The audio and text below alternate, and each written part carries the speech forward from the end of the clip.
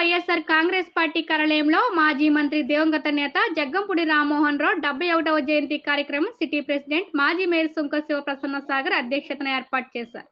ఈ కార్యక్రమానికి మాజీ ఎమ్మెల్యే ద్వారపూడి చంద్రశేఖర్ రెడ్డి ముఖ్య అతిథిగా హాజరయ్యారు.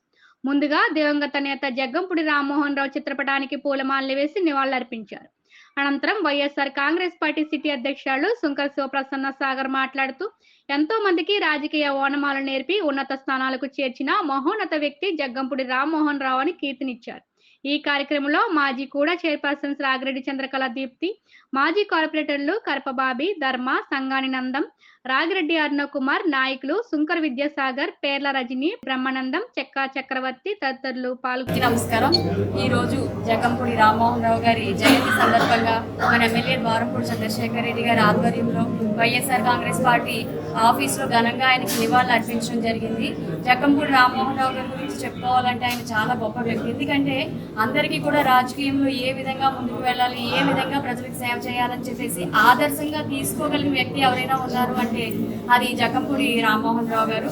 ఎందుకంటే ఈ రోజు చూసుకుంటే మన ఎమ్మెల్యే ద్వారపూడి చంద్రశేఖర్ రెడ్డి గారు కానీ, ముఖ్యంగా నా భర్త ఫ్రూటీ కుమార్ గారు కానీ అందరూ కూడా ఆయన ఆదర్శంగా తీసుకుని రాజకీయాల్లో ముందుకు వెళ్ళడం జరిగింది.